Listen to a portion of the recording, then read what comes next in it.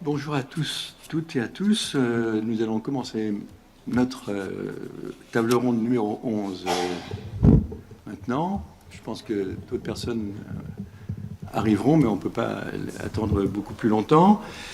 La première communication devait être faite par Amila Doua.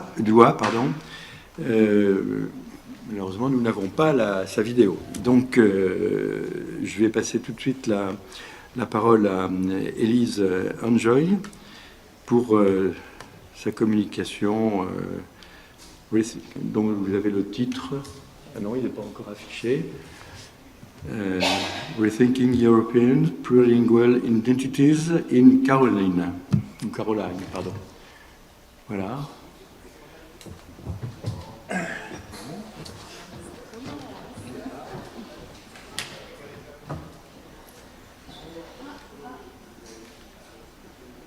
C'est bon. Ok. Vous pouvez bien m'entendre, c'est bon? C'est bon. Okay, merci beaucoup. Merci Christian pour cette présentation et j'en profite aussi pour vous remercier de cette belle opportunité de partager avec vous un début de méditation sur une partie du travail d'une artiste qui est dans mon corpus de thèse, Caroline Bergvall, et qui me permet moi de faire un petit pas de côté vers des problématiques qui ne sont pas strictement poétiques. Et j'aimerais commencer avec donc une réflexion qui est développée par Caroline Bergvall dans son texte critique « Monolingualism is dangerous ». Selon elle, il n'existe pas d'identité qui ne soit pas au moins double, hantée par d'autres cultures et d'autres langues. Et cette idée s'incarne en fait dans toute son œuvre, qui est abreuvée par un plurilinguisme qui explore des langues contemporaines et anciennes. Un de ses projets les plus récents, le cycle de performance Sonic Atlas, d'ailleurs ne fait pas exception. En collaboration avec des artistes plurilingues, elle y fait résonner de multiples langues, leur trajectoire migratoire et historique. Bergvall a conçu ce cycle autour du projet de recherche-création des Language Stations, c'est ce qui va nous occuper aujourd'hui, et dont le but était de travailler sur des langues minorisées en Europe, que ce soit des langues présentes depuis longtemps sur le sol européen ou qui sont arrivées plus récemment par des flux migratoires. À l'origine, il s'agissait de suivre une carte de la poésie lyrique médiévale et des langues qu'elle utilisait en Europe, donc c'est-à-dire un genre poétique dont l'un des enjeux est l'expression d'une identité par l'intermédiaire d'un jeu poétique qui se construit dans une ou des langues distinctes. C'est par exemple le cas de ce qu'explique Julian Weiss pour la poésie en ladino du XIIIe. Suivant donc cette trajectoire historique, Bergvall voyage à travers l'Europe afin de rencontrer des militants de ces diverses langues minorisées, les invitant à revenir sur leur rapport personnel aux langues. Chacune se concentre sur une ou deux langues et donne lieu à des discussions, des performances, des présentations, mais aussi des traductions, notamment d'un refrain poétique, The Dawn Chorus of Languages, sur lequel on reviendra plus tard. Chacune de ces rencontres ont été enregistrées, et donc nous, on a des traces de ces stations qui sont disponibles sous format numérique. On n'a pas toutes les stations qui sont disponibles. Au fil des stations, les participants ont discuté et performé les façons dont le plurilinguisme nourrit leur identité, qui devient toujours plurielle et mouvante dans le contexte européen. De manière à la fois donc théorique et artistique, ce projet nous fait envisager le rôle du plurilinguisme dans la construction d'identités européennes au niveau individuel et collectif. S'il semblerait que nous avons dépassé ce que Yasemin Yildiz appelle le paradigme monolingue en Europe, tout l'enjeu pour nous, c'est maintenant de penser l'articulation des diverses langues en contact pour former une identité, reflétant le paradoxe sur lequel l'Europe se fonde, unie dans la diversité. L'idée même en fait de cette diversité déjà nous indique que l'identité européenne, toujours soumise à d'innombrables variations, ne peut pas se concentrer en une seule identité, mais toujours plusieurs identités hétérogènes et plurielles. Et de quelle langue on parle du coup pour la construction de ces identités ? Selon Susan Gall ou Cecilia Bustelli, si toutes les langues majoritaires et minoritaires font indéniablement partie du patrimoine commun européen, le plurilinguisme européen se situerait principalement au niveau de langues nationales standards. D'ailleurs, pas toutes les langues européennes nationales standards, on l'a déjà vu plusieurs fois pendant ces assises, et c'est celles-ci qui participeraient en ce sens à la construction d'identités européennes internationales ou transnationales. Bergvall, quant à elle, se concentre sur des langues minorisées de l'Europe, qui sont plutôt quasiment toutes régionales ou locales, et souligne non seulement leur richesse intrinsèque, mais aussi leur relation aux autres langues. Donc pour nous, en quoi ces langues minorisées cet intérêt peut-il nous aider à repenser le paradoxe au cœur des identités européennes, c'est-à-dire les modalités d'articulation de la diversité ? Par la forme même de son projet, Bergvall conçoit le rapport entre les langues et donc les identités qu'elles sous-tendent comme une rencontre dynamique entre des altérités. Une telle conception peut rappeler la poétique de la relation d'Édouard Glissant, qui est une figure centrale d'ailleurs pour cette poétesse. Selon lui, la relation est un rapport poétique au monde qui permet de penser la rencontre et l'articulation des diverses cultures et langues, non pas comme une totalité homogène, mais un assemblage complexe de particularités irréductibles. Il rejette l'idée que l'identité se fonderait dans une racine unique, inamovible et monolingue, et implique au contraire du mouvement entre les langues. L'identité, ou donc plutôt les identités, se construisent dans la rencontre vers l'autre, produisant non pas de l'être, qui serait une essence, mais de l'étant, ou toujours du mouvement. Par le prisme glissantien, suivant un peu ce plan que vous voyez à l'écran, cette présentation explore comment cet intérêt pour les langues minorisées d'Europe dans les stations, donc un projet créatif, artistique, je le répète, mène à imaginer des articulations de la diversité au cœur des identités européennes.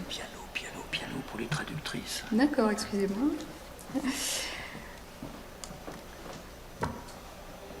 Dans la relation, l'identité, elle n'est pas conçue comme une essence, mais comme un mouvement. Et c'est thématisé de plusieurs manières dans les stations. Rien que par le fait, par exemple, que ce sont des langues qui sont des langues souvent marquées par des histoires de migration. En ce sens, les militants se surnomment des language traffickers, des trafiquants de langues qui font migrer les langues dans une logique de rencontre avec l'autre, et c'est parfois même difficile. Ce trafic adopte un mouvement spécifique pour participer à la formation des identités. Glissant oppose le mouvement à la racine dans sa poétique. Il distingue donc dans les mouvements le nomadisme en flèche qui vise à rétablir la racine, qui est conquérant, et le nomadisme circulaire qui lui se détache de la racine pour aller vers la rencontre de l'autre. Ce nomadisme précède et informe l'errance dans sa pensée, ce qui est le mouvement au cœur de la relation. Quand il le définit, il évoque d'abord l'errance des troubadours médiévaux au cœur du projet des stations. Donc ces troubadours, donc cette errance leur provoque une sensation de manque de la langue. Il distingue l'errance des troubadours et la distingue de celle de la relation, et elle n'est pas vécue comme un manque d'identité ici, mais plutôt comme une ouverture, une curiosité insatiable pour l'altérité, et c'est ça qui nourrit en fait les identités. La forme des stations, le voyage, évoque le nomadisme circulaire et l'errance. Tout se passe comme si Bergvall, en fait troubadour du XXIe siècle d'une certaine manière, avait translaté l'errance des troubadours médiévaux dans l'Europe contemporaine, performant par là même le changement de conception d'errance, du déracinement identitaire au mouvement relationnel. Ce faisant, elle rappelle non seulement les migrations erratiques passées de ces langues, mais elle les remet en mouvement et en relation avec d'autres langues dans le présent de ce voyage. Alors si l'errance peut sembler mener vers une sorte d'entropie, c'est aussi cette imprévisibilité de l'errance qui rend fertile pour Glissant ce mouvement et qui permet de redécouvrir et de créer des connexions inattendues et riches dans la relation. Cet intérêt pour les langues minorisées pose le mouvement comme élément fondateur de la construction de l'identité en Europe, car ces langues sont emblématiques par leur histoire de mouvement qui va vers l'altérité. En actant le mouvement de ces langues et de leurs histoires, Bergvall nous rappelle également que comme le souligne Glissant, la relation, c'est ce qui est relaté, c'est ce qui se dit poétiquement et de manière notamment plurilingue. Et faire le récit de la relation, et donc de ces identités et de ces langues, c'est bien ce que propose Bergvall aux militants, puisque en fait le principe c'est d'engager une conversation pour raconter des histoires personnelles et collectives des langues. Il s'agit ainsi de leur redonner toute leur place dans la relation en Europe, en révélant comment toute cette diversité de langues minorisées enrichit les identités européennes. Bergvall emploie une métaphore géologique, empruntée d'ailleurs en partie à Glissant, pour penser les langues et les cultures qu'elle charrie. Chaque langue est composée de sédiments qui sont comme autant de traces de ce qui a construit la langue, à la fois matériellement et culturellement. On peut comprendre ces sédiments comme une métaphore de toutes les particularités qui viennent composer une culture et qui continuent à s'accumuler dans le temps. Ils représentent en fait l'histoire plurielle de chaque culture, prise dans la relation, qui ne se révèle pas donc comme une totalité cohérente à nouveau, mais un assemblage disparate. Donc en ce sens, ce que Bergvall propose, c'est donc aussi de se mouvoir pas juste dans l'espace, mais aussi dans le temps, pour penser ce qui se trame derrière ce qu'elle appelle les langues véhiculaires, qu'il faut comprendre ici comme des langues nationales, notamment les langues nationales majoritaires, en étudiant comment ces langues minorisées infiltrent et influencent ce qu'elle appelle le topsoil, donc la strate supérieure et arabe du sol de ces langues véhiculaires. La poétesse de langue galicienne Albacide évoque par exemple l'influence considérable du galicien sur les langues alentours grâce à la poésie lyrique pendant le Moyen-Âge, dans toute la péninsule ibérique. Et c'est une poésie, rappelons-le, qui participe historiquement à la construction d'identité en Europe de manière plurilingue. En évoquant ce sédiment, cette particularité galicienne, cette poétesse donc nous rappelle que les langues minorisées ont pleinement participé à la construction de langues et de cultures majoritaires. Et par ce détour dans le temps, de manière un peu transhistorique, elle corrige les déséquilibres en les ramenant dans le présent, dans la perception d'identité européenne, révélant qu'aucune d'entre elles n'est monolithique, mais elles sont toujours déjà plurielles. Dès lors, comme le monde glissant, il y a une abolition des hiérarchies dans la relation et toutes les langues ont légitimité à y participer, même si c'est parfois caché dans l'histoire de l'Europe. Les particularités de ces langues minorisées révèlent donc ainsi la profondeur, parfois insoupçonnée, d'identités européennes qui se construisent dans le temps par le contact entre les langues. Et ce faisant, en revenant sur ces histoires, on voit un changement d'échelle qui court-circuite l'échelle nationale et pour passer plutôt à une échelle translocale. Car en effet, pour Bergvall, dans sa lecture de Glissant, la relation doit penser dans un rapport de translocalité. Les sédiments sont plutôt des preuves de localité. Un tel changement d'échelle permet, selon elle, de recartographier les identités européennes et d'imaginer leur futur. L'intérêt pour le translocal est d'ailleurs noté par plusieurs de ces militantes qui sont en conversation dans les stations, et le local, c'est en fait leur échelle. Par exemple, Karen Owens, une poétesse galloise qui, en mise en relation avec des poètes yéménites installés en Grande-Bretagne, souligne la nécessité de sortir du cadre national et de se penser avec d'autres langues locales pour survivre. C'est aussi le cas pour Albacide, qui en fait souligne à chaque fois cette capacité des langues minorisées à contourner le centre qui est pour elle le national pour se mettre directement en relation avec des périphéries locales. Elles peuvent ainsi faire survivre leur langue tout en continuant à nourrir leur culture et leur identité en se mêlant à d'autres langues. En effet, si l'enjeu d'une telle manœuvre est de faire survivre les langues minorisées et de les placer comme légitimes dans la construction d'identité européenne plurilingue, il s'agit aussi, dans un esprit européen, de leur permettre de revendiquer leur droit, ce qu'on pourrait appeler le droit à la différence ou à l'altérité. Or, les cadres nationaux transnationaux dans lesquels s'incarnent les langues nationales standards demeurent souvent ceux les plus privilégiés dans une conception qu'on pourrait appeler politique du plurilinguisme européen.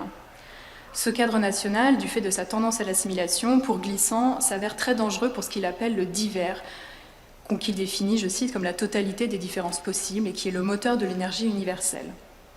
L'universel pour Glissant, ce n'est pas synonyme d'une totalité homogène à nouveau, mais bien d'un ensemble hétérogène où les particularités, les particuliers, les sédiments se maintiennent tout en échangeant avec les autres. Le passage à l'échelle translocale, sans abolir l'échange avec d'autres cultures, permettrait de protéger ainsi ces particularités constitutives du divers, et ce de manière cohérente avec l'esprit européen du droit à la différence.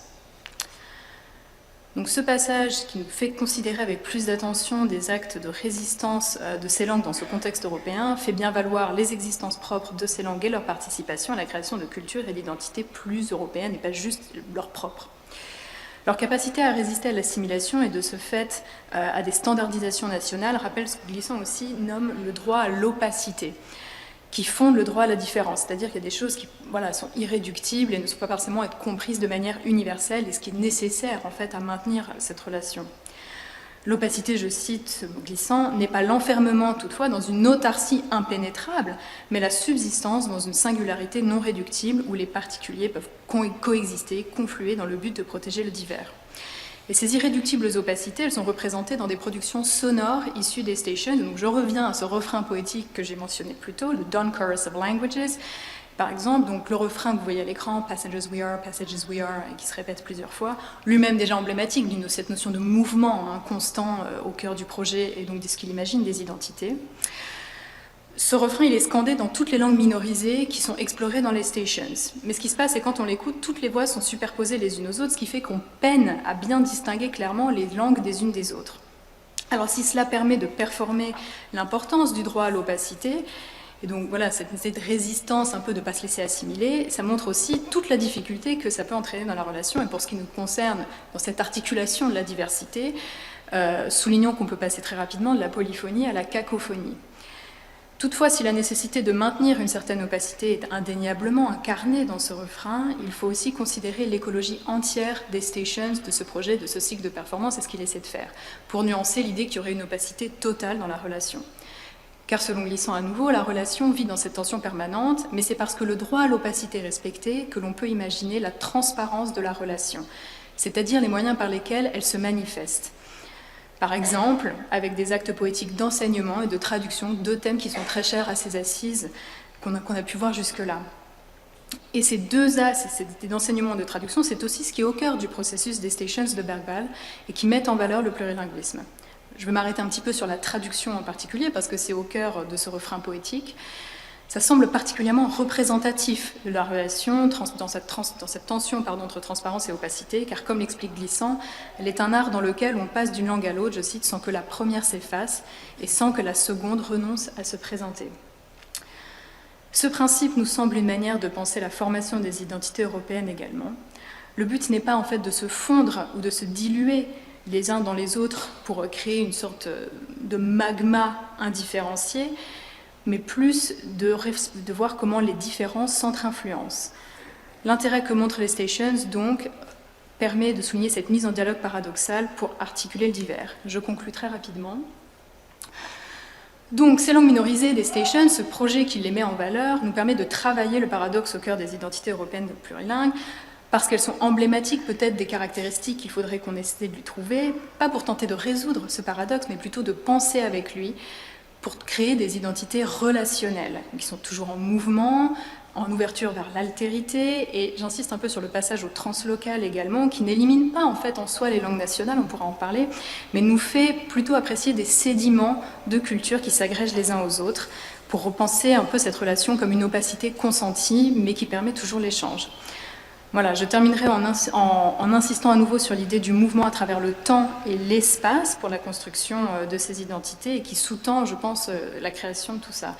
Et je termine vers une piste de réflexion parce que ce mouvement peut être remis aussi en question la catégorie même d'identité. Et j'ouvre avec cette réflexion de Mieke Bal très très récemment sur les identités européennes, pour qui il ne faudrait peut-être même pas penser en termes d'identité, mais pour qui le mouvement devrait nous faire penser uniquement en termes d'identification pour penser cette pluralité mouvante qu'est l'Europe plurilingue. Je vous remercie pour votre attention.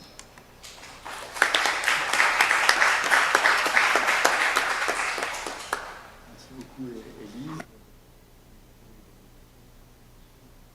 Élise. Je vais, sans transition, passer la parole à Violeta Milioun, qui va nous présenter en espagnol ou en français, je sais pas, en espagnol. J'en profite pour dire que les communications sont interprétées et qu'il faut, je dirais, prendre le temps d'articuler et d'espacer les phrases de façon à ce que la traduction soit aussi fidèle que possible. Voilà. Ça, c'est pour nos gentils interprètes.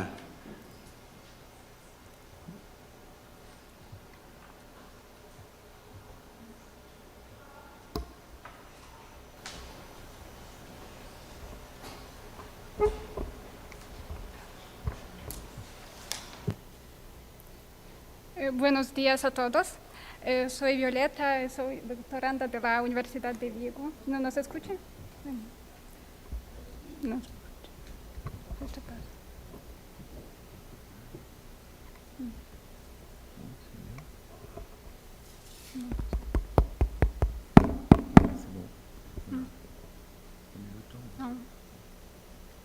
Buenos días a todos. Soy Violeta, soy doctoranda de la Universidad de Vigo. Y hoy voy a presentaros una parte de mi estudio que estoy realizando para mi tesis doctoral. Pues el tema de mi comunicación de hoy es percepción de la identidad y su relación con la lengua. ¿Quién soy en la inmigración? El caso de la inmigración lituana en España. Actualmente, los estudios sobre la población inmigrante lituana en España, sobre todo en el ámbito de la sociolingüística, todavía son muy poco conocidos en extranjero.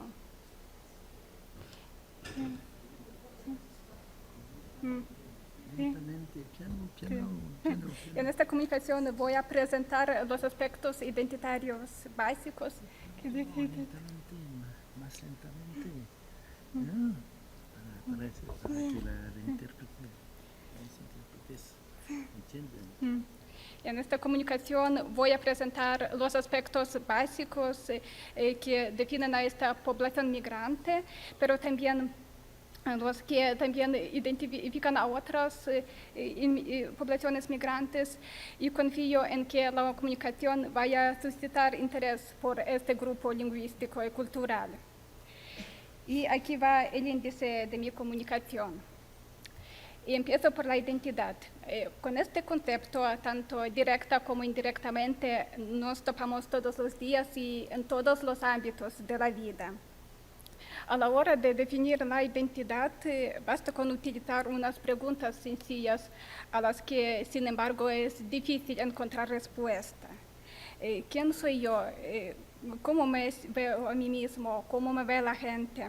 Y en estas preguntas son clave para una definición más precisa de la identidad, que puede formularse como el proceso de formación durante el cual una persona, en estrecha interacción con otras personas, se describe a sí mismo, también persona o grupo que definen a sí mismos entre otras personas y grupos. La definición de la identidad abarca tanto el colectivo, es decir, interacción con los demás, como el propio individuo, describirse a sí mismo. Por ello, incluye el autoconcepto y la percepción de los demás. La identidad está asociada a características tanto individuales como generales. Se dice que esta es la posición social de uno mismo y de los demás. Y cada persona tiene algo que puede identificarlo fácilmente, distinguirlo de los demás, y al mismo tiempo se caracteriza por algo que lo asigna a un grupo específico, ya sea según la nacionalidad, lengua, edad, etc. Se pueden distinguir muchos tipos de la identidad. Tenemos como identidad nacional o étnica, también identidad local, la interaccional, sociocultural, lingüística y muchos otros. Y cada identidad es importante a su manera. Y en esta comunicación, sobre todo, voy a hablar de la identidad nacional, esta identidad étnica y lingüística también, que acompaña a un inmigrante en el país de acogida. Como ya os había dicho, las cuestiones de identidad son importantes en varios contextos de la vida. Y este aspecto también es muy relevante en la migración.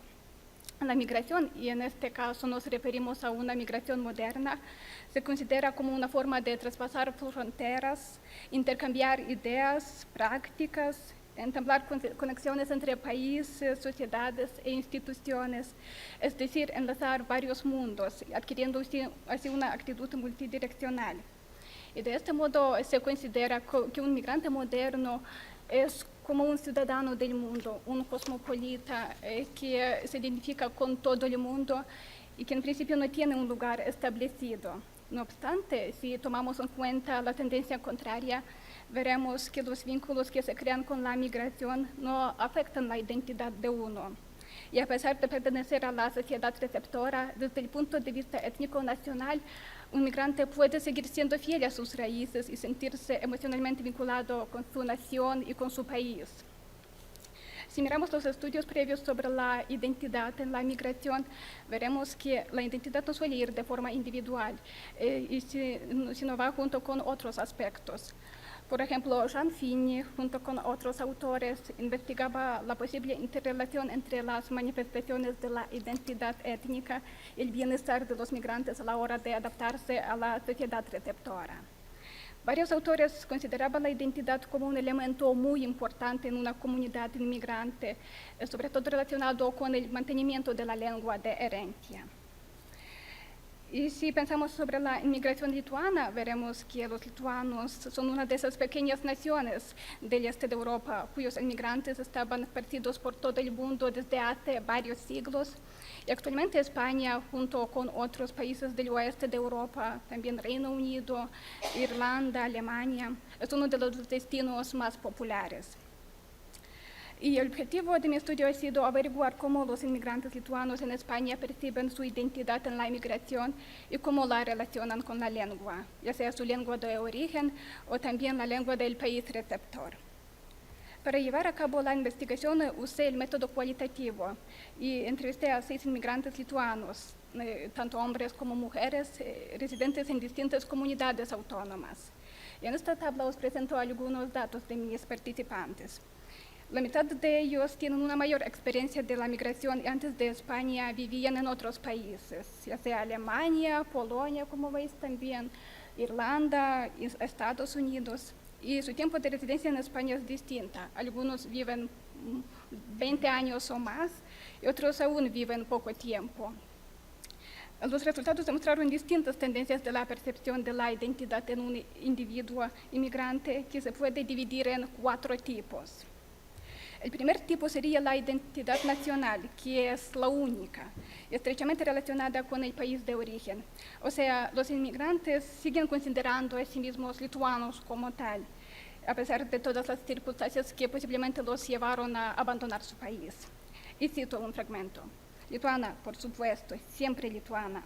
Yo soy lituana, siempre seré lituana. No me declaro como lituana 100%. Hago y digo como Lituania, no. Vivo aquí donde viviera, pero soy lituana y siempre seré.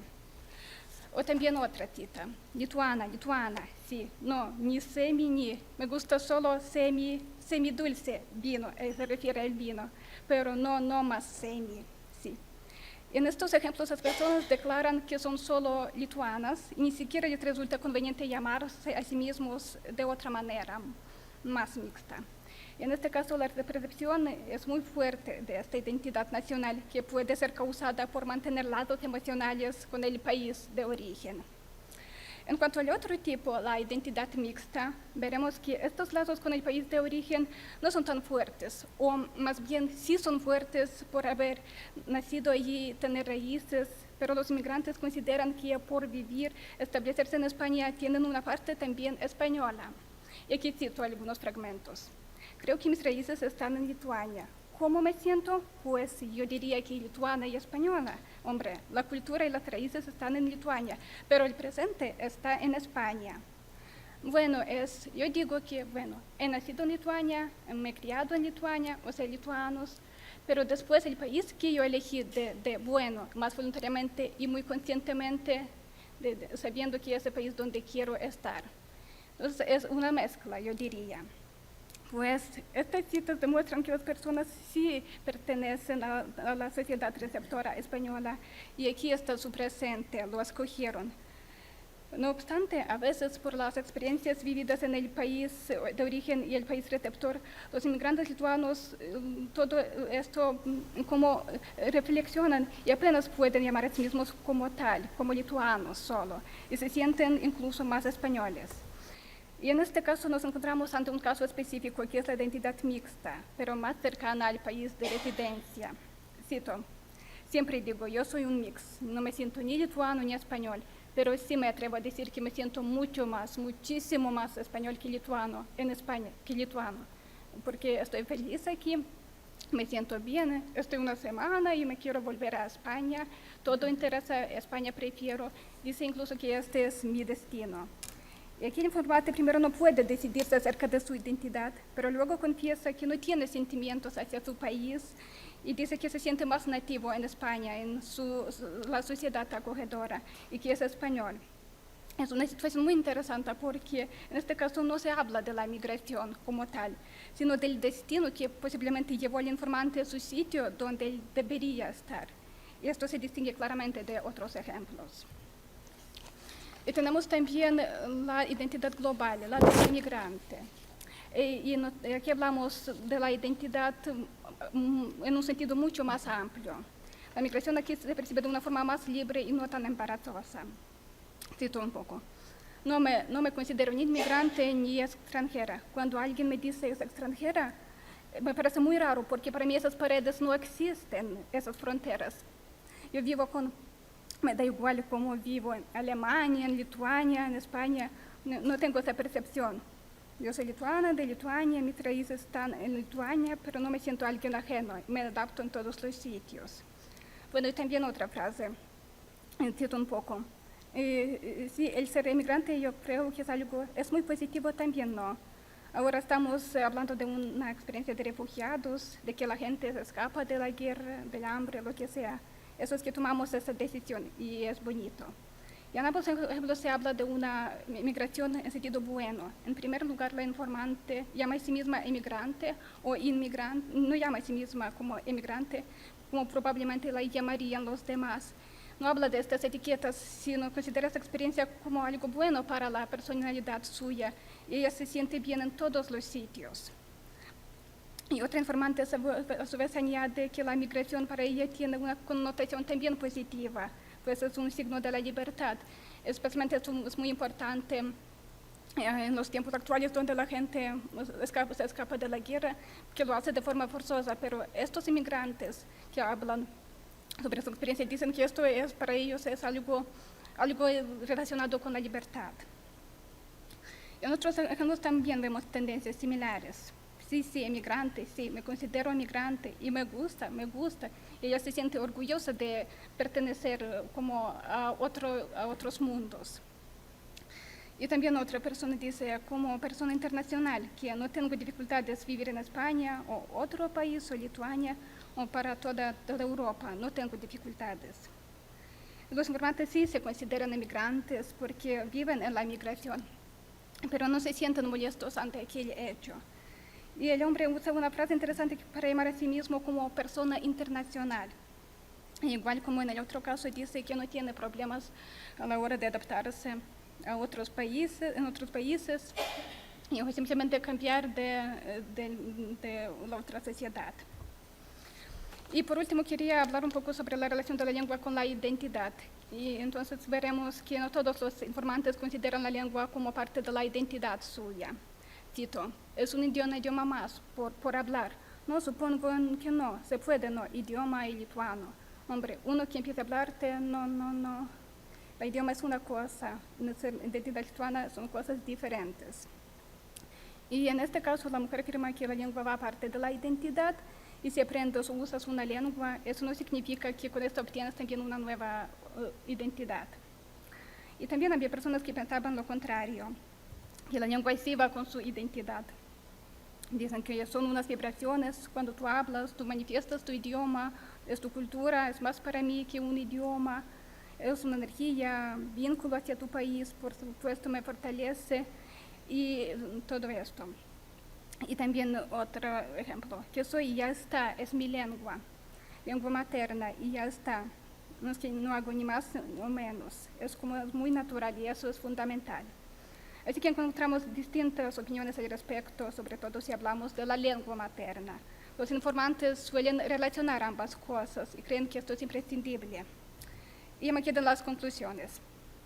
Los datos obtenidos nos demuestran que los inmigrantes, independientemente de la duración de su estancia en España, suelen ser fieles a su identidad étnica nacional, ligada a su lengua, a su país de origen, aunque hay casos en los que intervienen el entorno las experiencias vividas.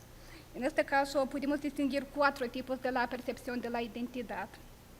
Que hay una identidad única, la nacional, también identidad mixta pero más cercana al país de residencia y en la que un individuo habla de sí mismo como español, y la identidad global causada por la vida en distintos países. Por otra parte, hemos averiguado que la lengua, independientemente de si es nativa o extranjera, para algunos no se relaciona con la identidad y es más bien como un elemento más, un elemento separado. Sin embargo, una buena parte de los informantes piensa que es imposible hablar de la identidad sin mencionar la lengua. Aquí van las referencias.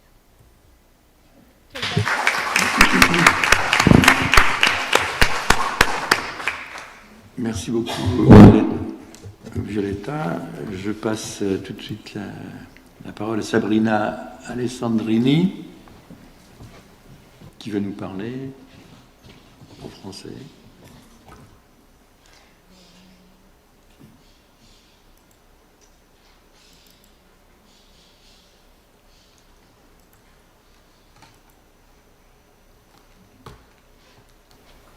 Bonjour à tous.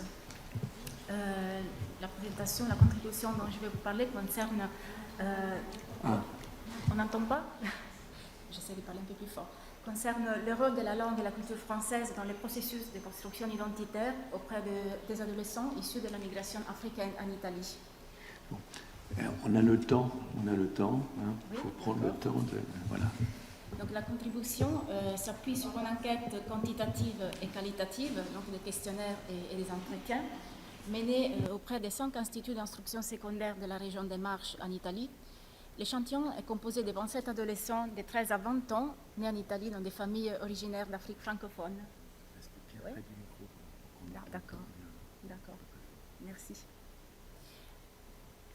D'accord. Bon, chez les adolescents enfants d'immigrés, le processus de construction identitaire entraîne l'apparition d'une double crise. D'abord, une crise d'adolescence donnée par la remise en cause des modèles parentaux au profit d'une identification croissante au groupe de pairs, et une crise culturelle engendrée par une rupture entre les codes linguistico-culturels du pays d'origine et ceux du pays natal, l'Italie. Interrogés sur la perception de soi et de leur identité individuelle et collective, ces adolescents ont ressenti la présence d'une double absence, c'est-à-dire l'identification partielle ou absente avec la réalité italienne, dont ils ne se sentent pas pleinement partie prenante, et en même temps d'une rupture avec leur culture d'origine, dans laquelle ils ne se reconnaissent plus. Définir sa propre identité consiste alors pour nombre d'entre eux à chercher ailleurs une dimension d'appartenance ou découvrir de nouvelles frontières de sa subjectivité ou assumer pleine conscience de sa polyidentité et se projeter vers une dimension européenne, plurilingue et pluriculturelle. À ce propos, les expériences de mobilité vers la France et vers d'autres pays francophones d'immigration familiale ouvrent la voie d'un nouveau modèle, symboles, valeurs auxquels ces adolescents s'identifient et dans lesquels ils se reconnaissent. La langue française, avec ses manifestations de métissage linguistico-culturel, en dépit d'une maîtrise linguistique souvent lacunaire et partielle possédée par ces jeunes, leur permet d'accéder à une dimension représentée et idéalisée des cultures qu'elles véhiculent, capable de doter ces adolescents d'une nouvelle identité à créer et à construire. Toutefois, on se demande si l'identification avec cette langue et culture héritée, mais pas vraiment parlée, et représentée, mais qui est partiellement vécue, est effectivement en mesure de guérir cette double crise et cette double absence, où elle ne s'avère qu'une illusion, qu'une sorte d'évasion des angoisses quotidiennes. Donc, tout d'abord, on va parler de dynamiques sociales liées à l'adolescence, en particulier des dynamiques d'homologation et de différenciation. Ensuite, des processus d'identification culturelle. Et enfin, on va analyser le rôle de la langue et culture française dans ces processus d'identification et de construction identitaire. Donc, pour l'adolescent de deuxième génération, partagé entre la famille d'origine d'un côté et la société du pays d'accueil de l'autre, aborder pour la première fois de manière autonome la vie sociale implique la remise en cause des codes et des modèles parentaux. Cette étape de profond changement conduit l'individu à définir une nouvelle image de soi à travers l'ouverture à des modèles autres que les modèles familiales, tout en générant ce qu'Erikson définit crise d'originalité. Selon l'auteur, le décalage entre les valeurs familiales et l'acculturation exercée par le milieu environnant peut engendrer des perturbations dans les processus de construction identitaire. Les groupes de pairs deviennent alors un soutien réconfortant face à un sens de soi encore instable. De plus, dans ces dynamiques de construction identitaire, la remise en cause des schémas sociaux et comportementaux passés et présents se déroule autour de deux sources, individuelles et collectives. Individuelle, dans la mesure où le sujet est caractérisé par un ensemble de traits spécifiques qui permettent de le définir et de l'identifier.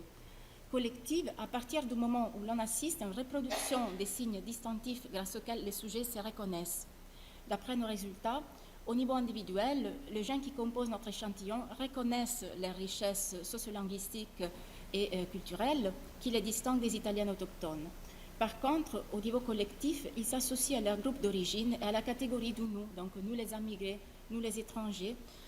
Et donc les certitudes deviennent alors de plus en plus faibles et ils vivent leur propre diversité comme une entité stigmatisée. Ces processus s'avèrent cruciaux compte tenu de l'étape de l'existence qui caractérise le jeune en question. L'adolescence, âge où par définition l'individu est à la recherche de sa propre identité, entraîne des mécanismes d'homologation et de différenciation où les sujets ressentent une nécessité d'identification avec la communauté qui véhicule des tendances, des croyances, des langues, des langages. Cette double exigence de se conformer et de se distinguer à la fois se retrouve dans plusieurs témoignages dont nous citons un exemple. J'aimerais que l'on pense à moi comme à une Italienne et pas comme une immigrée. Donc, dans cet énoncé, le processus de catégorisation se manifeste par une tendance binaire qui se traduit par un désir d'homologation vers un groupe spécifique, celui des Italiens autochtones, dont toutefois on ne se sent pas pleinement accepté, et des distanciations vis-à-vis du groupe opposé constitué par les immigrés dont on aspire à une prise de distance. Cette double absence déclenche chez ces jeunes le désir de retrouver sa propre dimension dans un nouveau contexte, exempt d'inégalités mais riche en diversité.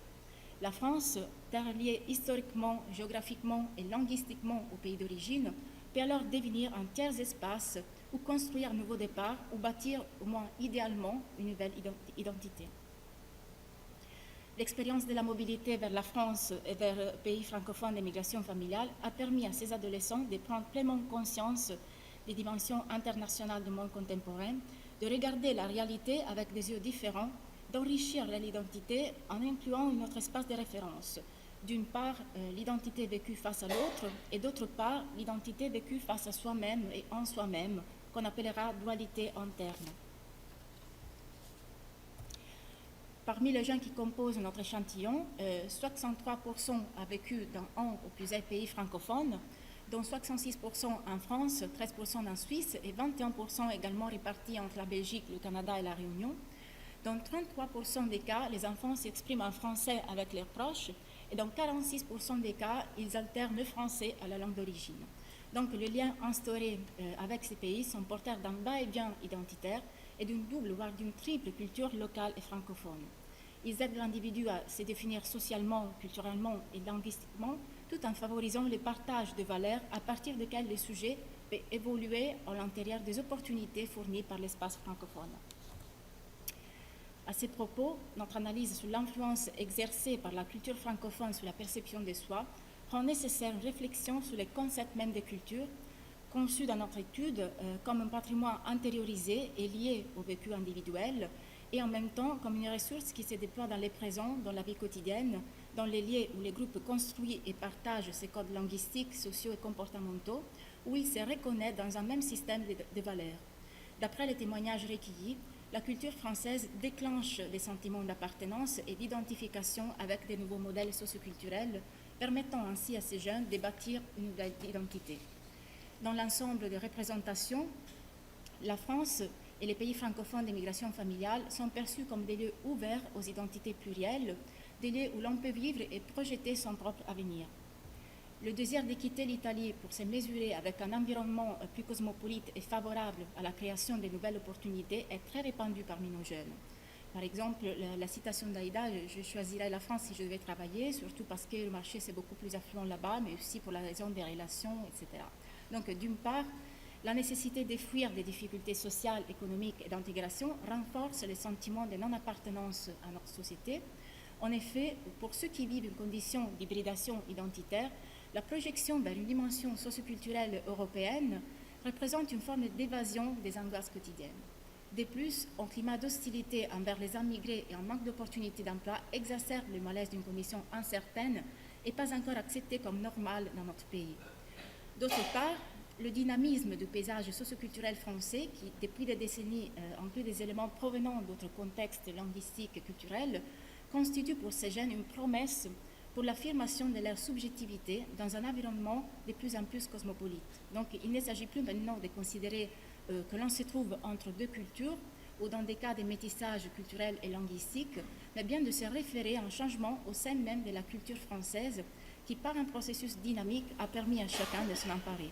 Dans ces contextes pluriculturels, donc, les jeunes se perçoivent comme faisant partie intégrante de ce changement. Donc la langue est l'un des traits fondamentaux de l'identité psychosociale et culturelle de ces adolescents.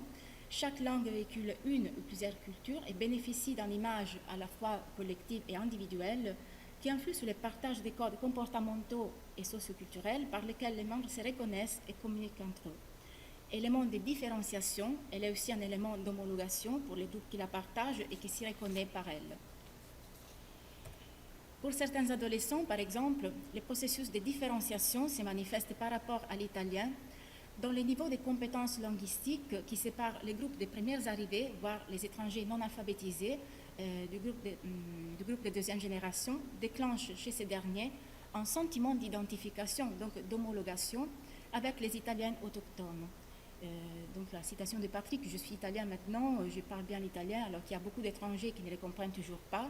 Donc pour d'autres, au contraire, ces processus se réalisent par rapport à la langue d'origine, dont l'emploi établit un lien exclusif et différent avec les groupes d'origine, donc homologation, et agit en tant qu'élément de différenciation avec le groupe des Italiens autochtones. Avec la langue italienne, j'ai l'impression de parler comme les Italiens, mais après, quand nous sortons seuls, mes amis et moi, je veux dire, on parle en arabe et c'est un peu différent.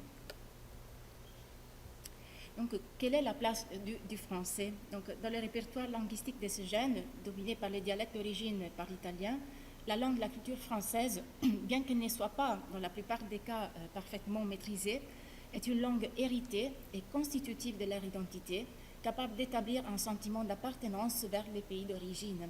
Aïda nous a dit, on les ressent, c'est quelque chose qui restera dans mon pays, ça m'a fait sentir partie de nous. Donc, langue d'identité, elle est aussi une langue de mobilité qui ouvre la voie à une nouvelle perception de soi et du monde contemporain où l'individu peut découvrir de nouvelles frontières de sa propre subjectivité. Donc, je vais aller vivre en France, j'aime les pays, j'aime la mentalité des gens qui vivent, j'aime la façon dont ils parlent, enfin, ça me plaît de le parler, j'aime ça, c'est comme ça. Donc, ces représentations sont étroitement liées à la perception du monde et à l'expérience linguistique individuelle. De plus, chaque répertoire, comme le souligne Blomard, ne doit pas être associé à un espace national, mais à la vie d'un individu, à sa trajectoire humaine et sociale, à son histoire et à ses dimensions émotionnelles et cognitives, à la fluidité et à la créativité de pratiques linguistiques individuelles et collectives. C'est pourquoi la mobilité est un facteur qui dynamise la transmission et la diffusion de la langue et culture française auprès de ce jeune.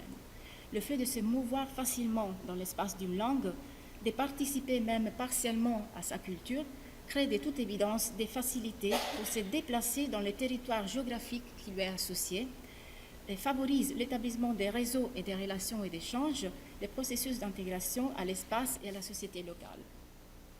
Donc, à travers la mobilité, les enfants acquièrent pleine conscience de la deuxième langue, de leur identité plurilingue et de leur rôle d'acteurs sociaux dans le développement du plurilinguisme. Grâce à de nouveaux apports véhiculés par ces adolescents, au métissage des lettres, des images et des sons, la langue et la culture française s'enrichissent et se renouvellent constamment pour devenir l'une des cultures transnationales au cœur de la rencontre du monde.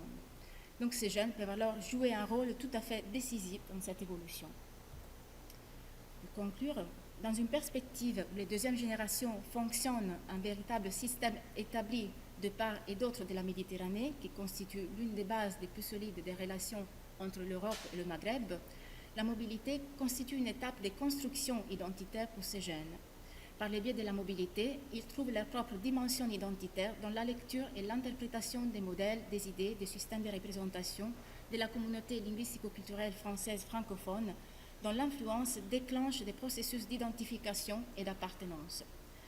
Toutefois, cette identification pousse à nous interroger si ces systèmes de représentation et ces attitudes envers la langue et la culture française, résultat d'un vécu sporadique et partiel, loin des devoirs, des responsabilités et du quotidien, parce qu'en fait, ces jeunes, on est en France pendant les vacances d'été, pour la plupart, sont réellement capables de doter ces jeunes d'une nouvelle identité, ou s'ils ne sont qu'une réaction des réponses à des phénomènes de marginalisation et qu'est le produit d'une adhésion apparente, circonstancielle et temporaire. Je vous remercie.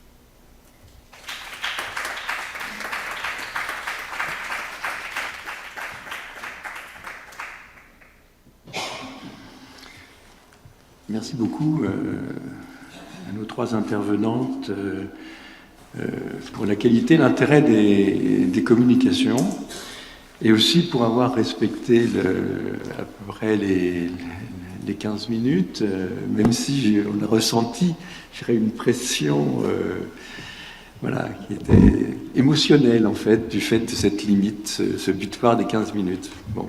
Je répète que les communications sont interprétées et que les interprètes doivent avoir un petit peu le temps de se caler par rapport aux communications.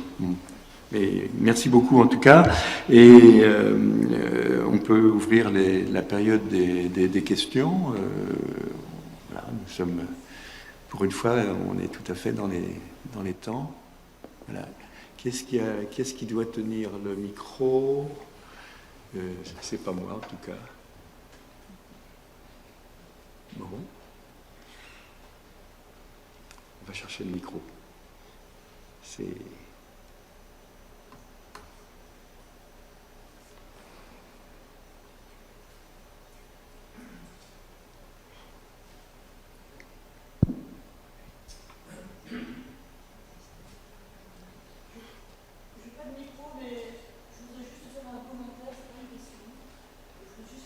Voilà, Camille nous amène le micro.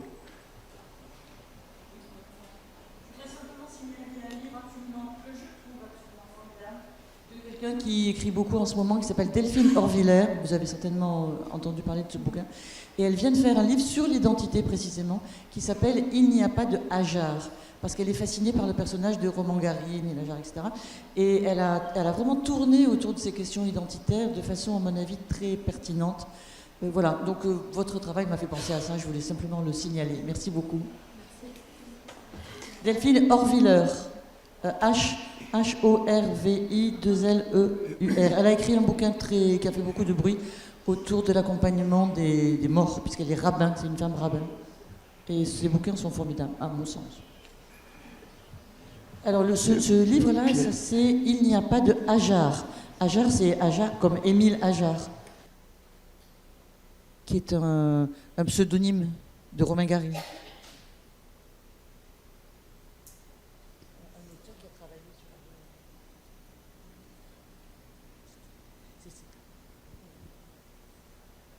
Vas-y, oui, oui. Merci beaucoup à toutes les trois pour vos excellentes communications. Ma question s'adresse plutôt à Élise, du moins la première, et la deuxième peut-être à Sabrina.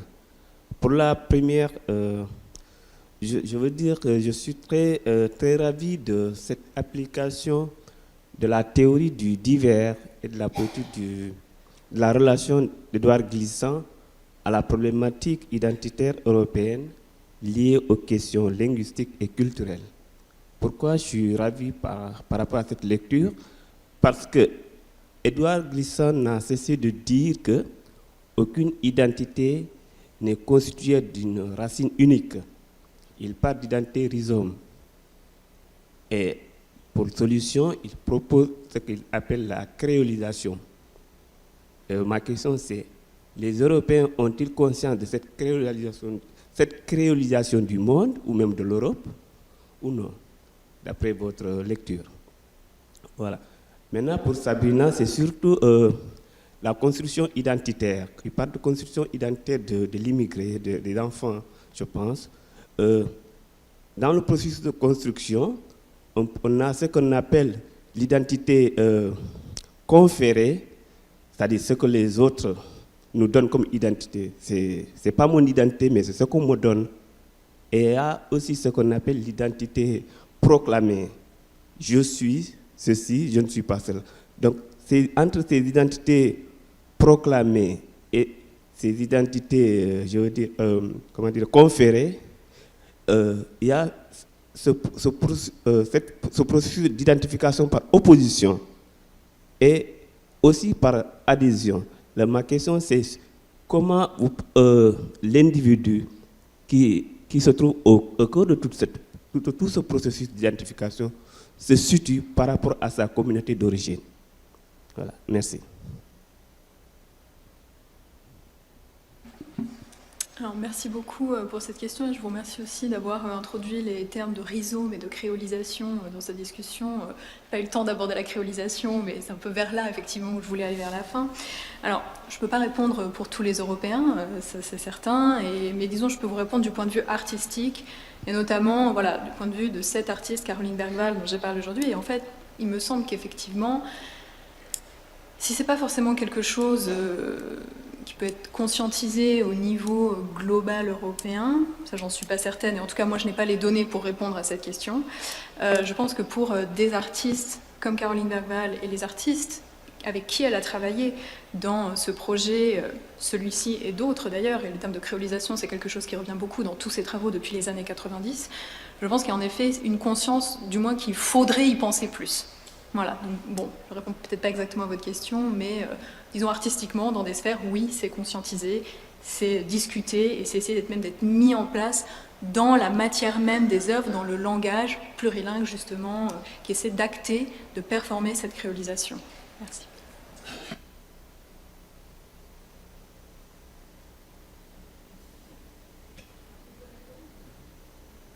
C'est ça? C'est bon.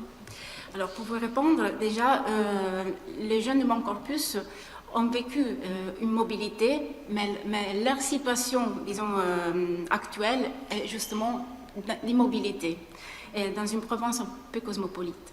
Et parfois, dans les entretiens, on a une sorte, pas forcément d'ambiguïté, mais de complexité, parce que ça m'est arrivé beaucoup de fois d'entendre les jeunes dire je suis arabe ou je suis italien, je me sens plus italien. Mais après, au cours de l'entretien, au cours de notre entretien, ben, la partie italienne est sortie ou la partie d'origine est sortie. Donc je crois que comme pendant l'adolescence, on n'a pas vraiment pleine conscience de sa propre identité, on a une identité proclamée, mais on a une identité peut-être encore plus authentique qui est en train de sortir. Et cela sort de façon inconsciente. On ne se rend pas compte de ce qu'on est. Donc en fait, l'adolescence, c'est l'âge où chacun recherche sa propre identité parce qu'on n'a pas cette conscience. Je ne sais pas si j'ai répondu à votre question. Merci. Bonjour. Merci beaucoup pour vos présentations. J'ai deux questions aussi. Una es para Violeta.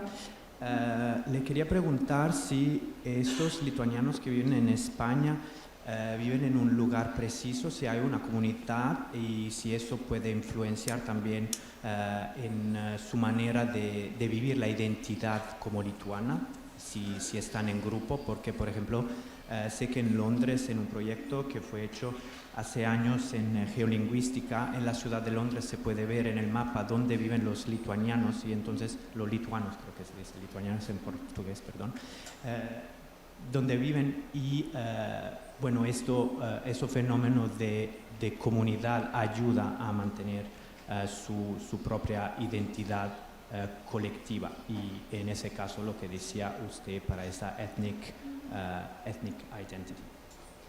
Et une autre question, c'était plutôt pour Sabrina. On en a parlé un petit peu tout à l'heure.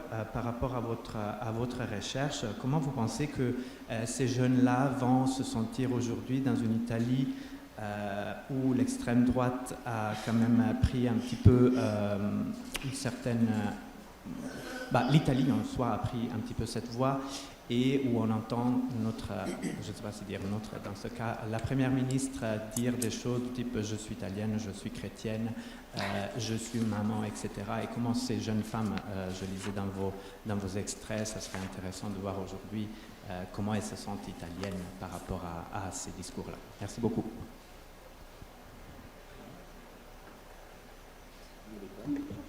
Violeta.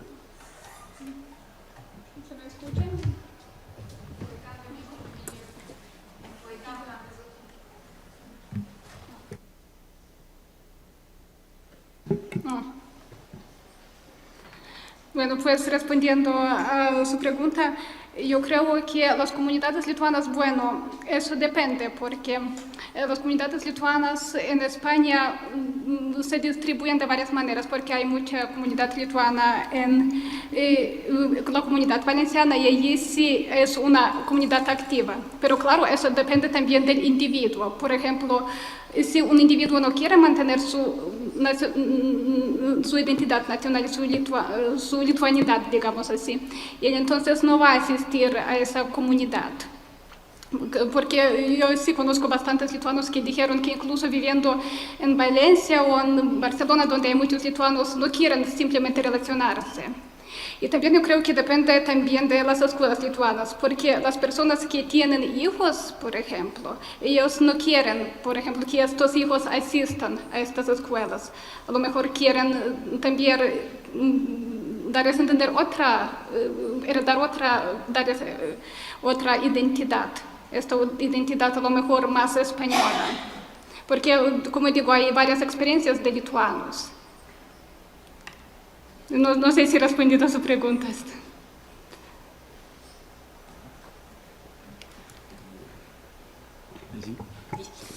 Bon, c'est une question que je me suis posée moi-même. En fait, en lisant par exemple les extraits des entretiens, comme par exemple l'extrait de Narges, j'aimerais que l'on pense à moi comme une Italienne et pas comme une immigrée. Ou encore, toujours Narges. Je n'ai pas une bonne relation avec les filles marocaines, j'essaie de les éviter parce qu'elles me rappellent trop mes parents. Donc je pense que maintenant, ils ont la perception de quelqu'un qui les renvoie aux origines. Et je me demande vraiment comment ils peuvent gérer, disons, ces situations, même dans les rapports avec les groupes de pairs ou avec la communauté d'origine, ou la communauté d'appartenance. C'est une question que je me suis posée en fait. Ah ben, je ne peux pas répondre, je ne sais pas en fait. Donc ça reste une question ouverte. No sé si he entendido todo bien, pero me parece que hay una diferencia entre lo que nos dijo Violeta y lo de Sabrina. Podríamos decir que esto viene del facto que la primera población viene del norte de Europa y la segunda más mediterránea. Je voulais dire que il m'a semblé qu'entre les propos de Violeta et ceux de Sabrina et les exemples choisis, la première parle de lituaniens, donc une population du nord de l'Europe. Sabrina nous parle davantage de population méditerranéenne. Est-ce que les capacités d'intégration, plus ou moins faciles, viennent du fait que l'une des populations est nordique, tandis que l'autre est davantage méditerranéenne?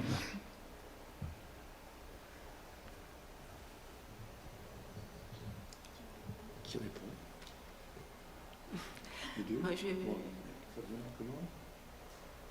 Je réponds. Alors, disons que les jeunes ont une perception de leur intégration qui change par rapport à leur expérience. Et ils ont vécu l'expérience plus longtemps. Oh, voilà. Disons que par rapport à l'Italie, ils ont du mal à s'intégrer parce qu'ils perçoivent qu'ils ne se sont pas encore vraiment intégrés, mais ils ont une représentation de l'intégration en France qui est très différente par rapport aux représentations, par exemple, de deuxième ou troisième génération qui vivent en France, parce que moi, j'ai interviewé aussi 4 jeunes parisiens comme groupe de contrôle, et en fait, j'ai comparé un peu les perceptions du groupe français et du groupe italien, et j'ai remarqué des différences. Donc, je crois qu'au niveau de l'intégration, de l'inclusion, il y a aussi une partie qui concerne la représentation de comment on est perçu dans un contexte. Et puis, bien sûr, l'expérience individuelle, donc expérience et représentation. Je crois que ce sont deux aspects qui contribuent à créer, disons, un sens d'appartenance.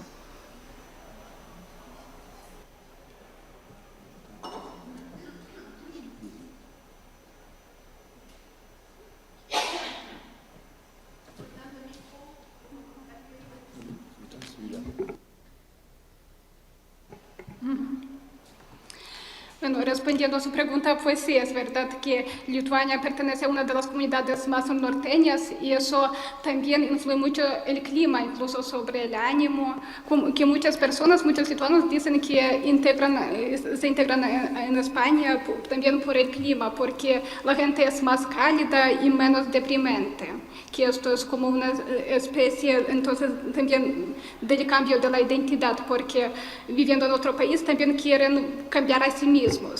Pero también he encontrado unas personas, bueno, también hay una cierta parte de lituanos que viven en Galicia y dicen que incluso que les gusta que este clima es un poco más frío y esto les recuerda a su país, que eso también entonces se puede decir que también pertenece esto también a la identidad nacional que esto crea entonces más también este vínculo con el país y entonces se mantiene más este lazo con la identidad lituana.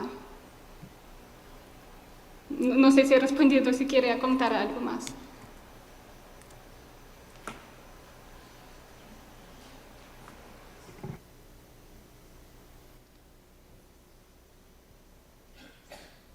On a encore du temps?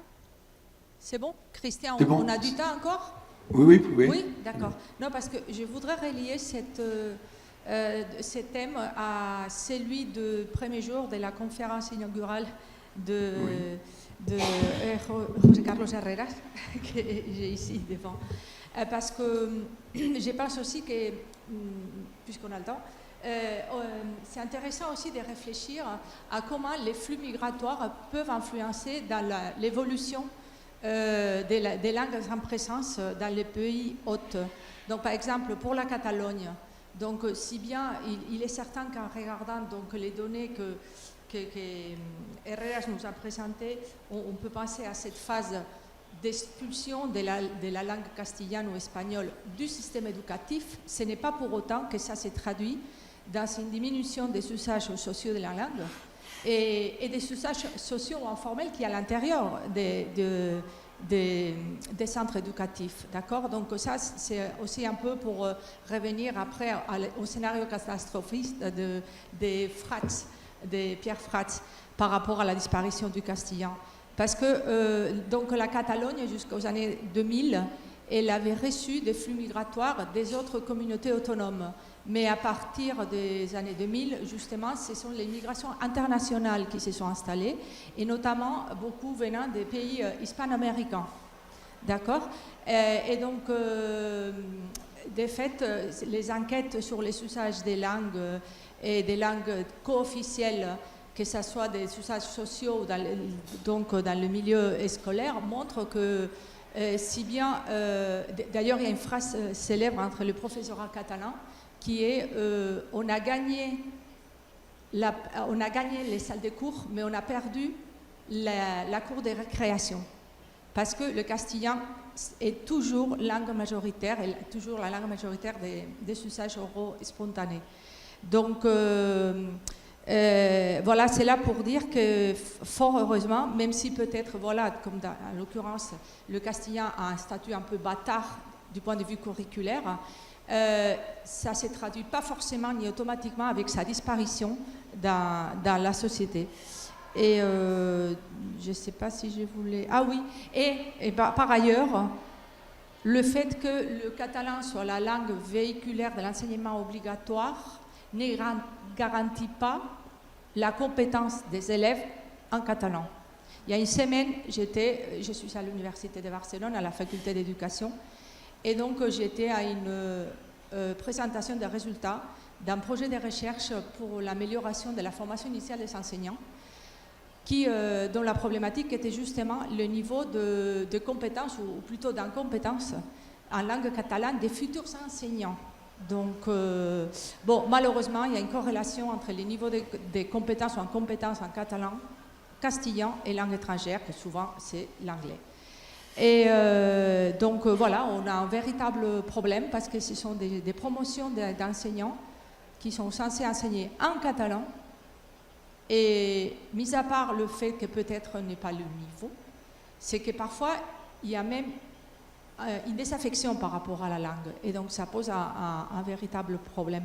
C'est pourquoi, moi je viens du monde de l'intercompréhension et je pense qu'il faut sortir des débats donc, comment dire, qui font rentrer les langues en concurrence. Et d'ailleurs, je vais faire un peu de publicité. Enfin, il y a un projet qui a vu le jour en Espagne où l'on essaye de chercher l'intercompréhension entre les langues co-officielles, même si entre elles il y a le basque qui n'est même pas indo-européenne. Je pense que si on cesse de parler le catalan comme la langue des Catalans, le galicien la langue des Galiciens, le basque la langue des Basques, et qu'on dit le basque, le galicien, les Catalans et les Castillans, langue des Espagnols, peut-être on contribuerait d'une part à comment dire, je sais pas, à neutraliser ou à apaiser, merci, apaiser les tensions nationalistes qui portent nulle part. Et aussi, pour revenir à ma question du début, du scénario catastrophiste de disparition du castillan, de toute façon, ça fait très longtemps que le castillan, donc, il a vraiment un rôle, comme je disais, bâtard, enfin, statut bâtard, parce qu'on ne dit pas, c'est pas une langue étrangère, c'est pas une langue première, parce que c'est pas la langue de véhicularisation des enseignements, ou au moins officiellement. Et donc, ça fait très longtemps, je dirais, ça fait 30 ans au moins. Et voilà, ça n'a pas, fort heureusement, ça ne s'est pas traduit avec la disparition de son usage. Mais ce qu'il faut dire, c'est que derrière, il y a eu la connivence des gouvernements centraux successifs, que ce soit des droites, que ce soit les socialistes. Ils avaient besoin des votes des partis nationalistes basques et catalans à Madrid pour pouvoir gouverner. C'est pour ça que l'autre jour, quand vous parliez de cette phrase de Calvo Sotelo qui a dit « les nationalistes veulent plus », oui, mais on a tourné depuis Madrid, on a un peu fermé les yeux à ces manques de, comment dire, c'est fait qu'il devait y avoir un pourcentage de l'enseignement, 25% de l'enseignement qui soit dispensé en castillan. Donc voilà, c'est vous dire que c'est une situation qui est compliquée, il y a des questions politiques, historiques, et fort heureusement, voilà, je pense que le scénario ne sera pas si noir comme Pierre nous l'a dépeint lundi. Et juste vous dire aussi que de l'autre côté aussi, souvent la peur que le catalan disparaisse, et ce que tu as dit, que tu as expliqué par rapport à l'alsacien, bah, c'est aussi l'argument pour, pour appuyer cette plus grande présence du catalan et du fait que ça soit la langue véhiculaire de l'enseignement obligatoire. Voilà. Merci. Merci beaucoup pour la question et le commentaire. Bon. Alors, je ne sais pas si je dois répondre ou pas. Bon, c'est un peu dommage. Tu peux répondre. Enfin, on n'est pas à la partie plutôt dans un dialogue. Est-ce qu'il y a un souhait de réponse de la part de Violetta, d'Élise ou de Sabrina à ta question? Bon, manifestement, les contextes sont quand même très nombreux, et puis les idées, incontestablement, vont beaucoup plus vite que les comportements, en tout cas. José Carlos. Non, je dis que c'est un peu dommage qu'on n'ait pas eu le temps, mercredi, après la conférence. Oui, vous entendez là? Parce que là, sorti des contextes, évidemment, on peut dire tout et son contraire. Mais je veux dire, moi, ce que j'ai constaté, quand j'ai parlé des 3 phases, ce n'est pas par rapport au fait que l'espagnol disparaisse de la société catalane, puisque la société catalane, elle est composée par des catalanophones, mais elle est composée majoritairement par des castillanophones. Donc, les problèmes que j'ai soulevés, c'était uniquement dans le système éducatif et le fait que, évidemment, on introduise les catalans en Catalogne, mais d'autres langues régionales dans les autres communautés autonomes, automatiquement prend de la place au castillan qui était seul maître auparavant, ce qui n'était pas forcément très juste. Mais je pense que lorsqu'on parle de bilinguisme, qu'on prétend former des individus bilingues, ce que je voulais dire tout simplement, c'est qu'on ne peut pas revenir à un système éducatif monolingue, quelle que soit la langue véhiculaire. Dans un système éducatif monolingue, on ne peut pas former des bilingues. Et de la même façon que ce n'était pas normal que pendant certaines périodes, il n'y ait pas eu une présence des langues vernaculaires, comme je l'avais signalé.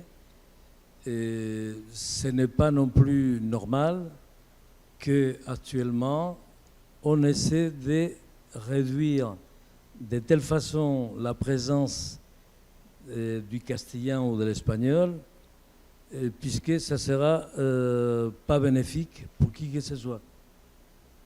L'espagnol, c'est la langue officielle de l'Espagne. C'est la seule dans laquelle tous les Espagnols peuvent se comprendre. Et ce que j'avais signalé, c'était que, bon, évidemment, je l'ai déjà écrit il y a plus d'une quinzaine d'années. Si on laisse entre les mains uniquement des nationalistes, que ce soit d'un bord ou de l'autre, le système éducatif, et bon, je disais, la langue n'aura jamais la présence suffisante que l'on veut pour sa langue maternelle. Donc il faudrait rentrer dans un système dans lequel on tienne compte des langues et du poids des langues aussi et de la valeur et des capacités de ces langues à pouvoir communiquer. Et si on est incapable en Espagne ou en France de former des personnes dans une langue étrangère, ça serait complètement, disons, inutile de faire perdre en plus à une population qui a la maîtrise d'une langue internationale cette langue. Ça n'a aucun sens. Après, il y a une législation, je pense qu'il faut qu'elle soit respectée aussi. La législation de la politique linguistique en Catalogne, la loi de politique linguistique, elle établit clairement que les familles ont le droit de choisir la langue dans les premiers enseignements. Si cela n'est pas respecté, bon, c'est pour ça qu'il y a eu des recours auprès des tribunaux. Après, que dans la cour de récréation, on parle d'autres langues, évidemment, on peut parler d'autres langues, mais personne ne va effectivement pouvoir ne pas faire s'exprimer, ne pas laisser s'exprimer les élèves dans une langue, à moins qu'on utilise des contraintes particulières. Comme on a fait en France ou comme on a fait en Espagne. Puisque de toute façon, c'est assez clair, pendant la période franquiste, il y a eu une répression concernant les langues vernaculaires. Il y avait même un ordre, juste pendant le franquisme, après la guerre civile, dans laquelle on interdisait de parler en catalan, par exemple, dans les établissements publics. Même pour les fonctionnaires. Les instituteurs n'avaient pas le droit de parler en catalan. On est bien dans les problématiques de l'éducation biplurilingue qu'on évoque pour l'Afrique, qui existe et qui est traitée de manière tout à fait correcte dans des petits pays, des petits États comme le Luxembourg. Donc en fait, c'est le biplurilinguisme en milieu européen, en fait, en titre interne, qui est vraiment posé. Voilà, bon. Mais là, les comportements, en fait, ont beaucoup de retard par rapport aux idées qui, elles, avancent bien.